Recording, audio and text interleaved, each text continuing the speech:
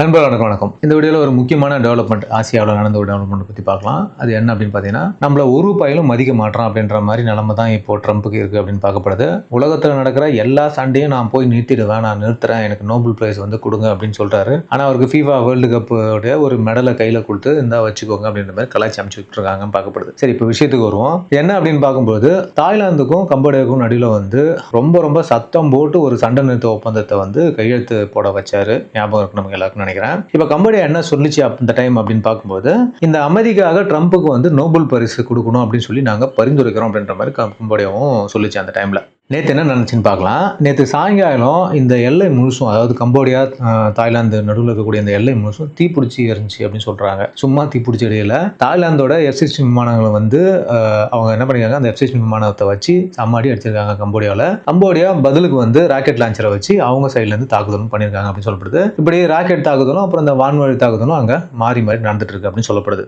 சரி, இதுல இந்த வெஸ்டர்ன் மீடியாக்கெல்லாம் வந்து மௌனம் காமிக்கிறாங்க அப்படின்னு பாக்குறோம். அது என்ன அப்படின்னா, தாய்லாந்து வந்து ஏர்ஸ்ட்ரைக் பண்ணிட்டாங்க, கம்போடியா வந்து திருப்பி தாக்குதல் நடத்துறாங்க அப்படின்னு வந்து அவங்க சொல்றாங்களே தவிர ட்ரம்ப்பை பத்தி எதுவுமே பேச மாட்டாங்க. ஆனா நம்ம இந்தியா மீடியாக்கள் என்ன பண்றாங்கன்னா, ட்ரம்ப்பை நோக்கி நிறைய கேள்விகள் கேட்கறாங்க.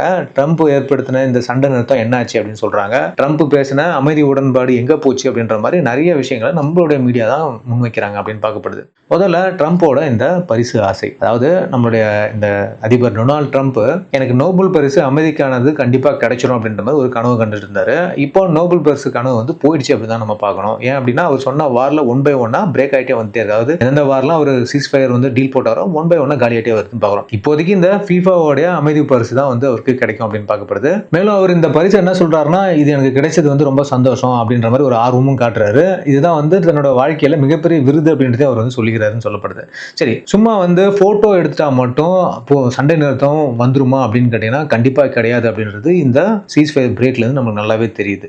ஏன் இந்த போர் எதனால இப்ப திடீர்னு வந்துச்சு அப்படின்னு பார்க்கும்போது, இந்த சண்டை வந்து ஏன் நடக்குது அப்படின்னா, மலேசியா பிரதமர் அன்வர் இப்ராஹிம் மற்றும் இந்த அமெரிக்க பிரதமர் டொனால்ட் ட்ரம்ப் முன்னிலையில் அக்டோபர் 26ஆம் தேதி 2025 வந்து கோலாலம்பூர்ல இந்த சண்டை நிறுத்த ஒப்பந்தம் கையெழுத்தாச்சு. ஆனா கம்போடியா இந்த பிரச்சனை வந்து பாத்தீங்கன்னா பல நூற்றாண்டு வருஷங்களா நடக்கக்கூடிய ஒரு ப்ராப்ளம் அப்படின்னு சொல்றாங்க. லேசா ஒரு எப்படி சொல்றது, ஒரு சின்ன காயத்துக்கு ஒரு பேண்டேஜ் மட்டும் போட்டு அமிச்சிட்டா அது ஆறுமான்னு கேட்டீங்கன்னா கண்டிப்பா ஆறாது. ஏன்னா அங்க ஆழமான காயம் ஒண்ணு இருக்கு அப்படின்றத வந்து ட்ரம்ப் மறந்துட்டாரு அப்படின்னு நம்ம பார்க்கணும். நார்மலா 2 நாடுகளுக்குடைய வந்து ஒரு பிரச்சனை இருக்கும்போது அதை வந்து சால்வ் பண்ணிட்டு அதுக்கப்புறம் அங்க ஒரு பீஸ் கீப்பிங் ஃபோர்ஸஸ் வந்து நிலைநிறுத்தணும் அப்படின்னு பாக்குறோம். அப்பதான் வந்து அந்த ஒரு டீல் வந்து சரிவர நடக்கும் அப்படின்னு வந்து பார்க்கப்படுது. ஆனா இதை ட்ரம்ப் செய்யவே இல்லை. ட்ரம்ப் என்ன பண்ணாரு, போட்டோ மட்டும் எடுத்துக்கிட்டு போயிட்டாரு அப்படின்னு சொல்றாங்க.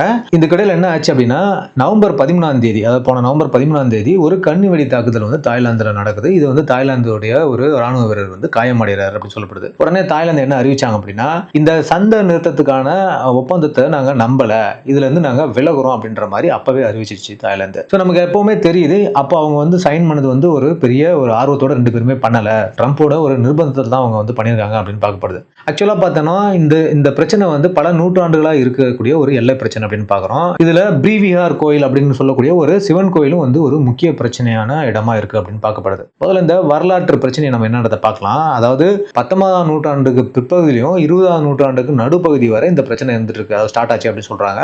இன்றைய கம்போடியா, அப்புறம் வியட்நாம், அப்புறம் இந்த லாவோஸ், இந்த நாடுகள் எல்லாமே வந்து பிரான்ஸோட கட்டுப்பாட்டுல இருந்துச்சு அப்படின்னு சொல்றாங்க.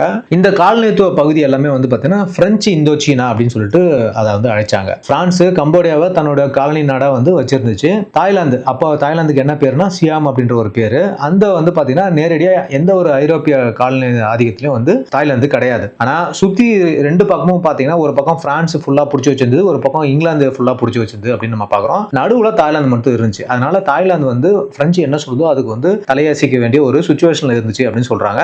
தாய்லாந்து தன்னோட சில நிலப்பரப்புகளை வந்து பிரான்ஸுக்கு கொடுக்க வேண்டிய ஒரு கட்டாயமும் அந்த டைம்ல வந்துச்சு அப்படின்னு சொல்லப்படுது. பிரான்ஸ் கம்போடியா கட்டுப்பாட்டுல வச்சிருந்ததுனால அவங்க தான் தாய்லாந்து மற்றும் கம்போடியாக்கு இடையே ஒரு எல்லையை வந்து வரையறுச்சாங்க. அந்த வேலையை அவங்க 1904 மற்றும் 1907 நடுவுல வந்து இந்த காலகட்டத்தில் செஞ்சாங்க அப்படின்னு சொல்லப்படுது. பிரான்ஸ் என்ன பண்ணாங்கன்னா ஒரு பெரிய மேப்பை போட்டு அதுல இந்த பிரிவிஹார் கோயிலை வந்து, அந்த சிவன் கோயில் சொன்னோம் இல்லையா, அந்த கோயிலை கம்போடியாவோட பக்கத்துல கண்ட்ரோல்ல வந்து கொடுத்துட்டாங்க அப்படின்னு சொல்லப்படுது. இதனால தாய்லாந்து ரொம்ப கோபமாயிடுச்சு. தாய்லாந்து ராணுவம் வந்து கோயிலை போயிட்டு ஆக்கிரமிப்புக்கு வந்து ட்ரை பண்ணாங்க. கம்போடியா என்ன பண்ணாங்கன்னா சர்வதேச நீதிமன்றத்துக்கு போனாங்க.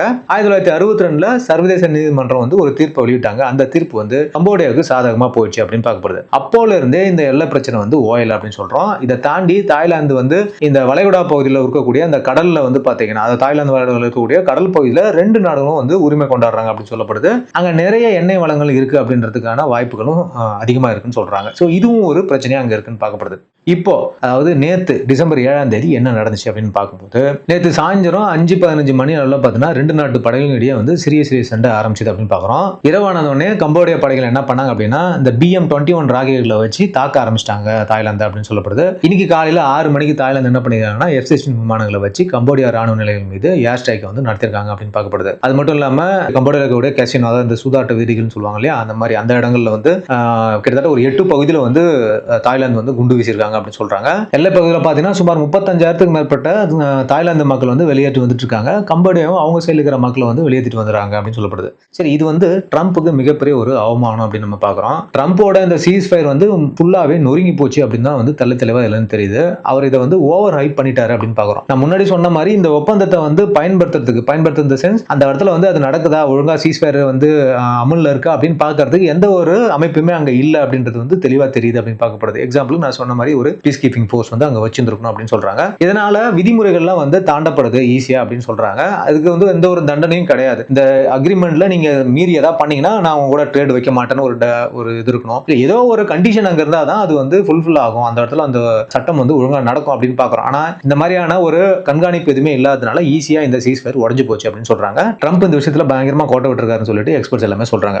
சரி, இந்த சண்டையினோட பின்னணி, அதாவது இப்ப நடக்குது இல்லையா, ஏன் வந்து இந்த சண்டை திடீர்னு அதிகமாயிட்டே போகுது அப்படின்னு பார்க்கும்போது கம்போடியாவுக்கு பக்கபலமா இருக்குது சீனாவுக்கு வந்து சம்மதமே இல்லாம இந்த சண்டையை வந்து நிறுத்தவே முடியாது. சீனா இந்த அமைதி ஒப்பந்தத்தை ஏற்கனவே நிராகரிச்சு அப்படின்னு நம்ம பார்க்குறோம். அமெரிக்காவோட நிலையும் வந்து இப்போ மாறிக்கிட்டே வருது. இன்னைக்கு அமெரிக்கா ஒரு 100 வருஷ பிரச்சனையை வந்துட்டு சும்மா பேசி தீர்த்துடலாம் அப்படின்ற மாதிரி முடிவு எடுக்கிறாங்க. அது இப்ப சாத்தியமே கிடையாது. அவங்களோட சக்தி இப்போ குறைஞ்சிட்டே வருது அப்படின்றத நம்ம பார்க்குறோம். ஏன்னா உலகளாவே நடக்கக்கூடிய விஷயங்கள்ல வந்து அமெரிக்கா ஒரு பிராடர் மைண்ட் செட்டோட பார்க்கவே கிடையாது. அமெரிக்கா ஃபர்ஸ்ட் அப்படின்னு தான் பார்க்குது. அவங்களுக்கு என்ன வந்துட்டு அதுல இருந்து பெனிஃபிட் கிடைக்கும் அப்படி தான் பார்க்குது. ட்ரம்ப்புமே வந்து ஒரு நாட்டுக்கிட்டையும் போயிட்டு சீஸ் ஃபயர் பண்ணும்போதெல்லாம் அவர் எதை மைண்ட்ல வச்சு பண்றாரு அப்படின்னா எனக்கு நோபல் பரிசு கிடைக்கணும் அப்படின்ற மாதிரி தான் அவர் பண்றதை தவிர்த்து பர்மனண்டா ஒரு சீஸ் ஃபயர் சொல்யூஷன் வேணும் அப்படின்ற மாதிரி அவர் பண்றது கிடையாது அப்படின்னு தான் பார்க்கப்படுது. அதனால தான் இந்த டீல் வந்து ரொம்ப வீக்கா இருந்து இன்னைக்கு அது உடஞ்சு போச்சு அப்படின்னு பார்க்குறோம். இது மட்டும் கிடையாது, நிறைய டீல் வந்து அவர் பண்ணது உடஞ்சு தான் போச்சு. எப்படியா இருந்தாலும் நம்மளதும் பாகிஸ்தான் வந்து அவர் வந்து டீல் போட்டேன்னு சொன்னாரு, அது போடவே கிடையாது. பட் எனிவே அவர் போட்டிருந்தாலும் அதுவும் உடைய போகுது இன்னும் கொஞ்ச நாள்ல. அது மட்டும் இல்லாம இஸ்ரேலுக்கும் காசாவுக்கும் அவர் போட்ட டீலுமே வந்துட்டு சரி வர வந்து ஒரு இம்ப்ளிமெண்ட் ஆகல.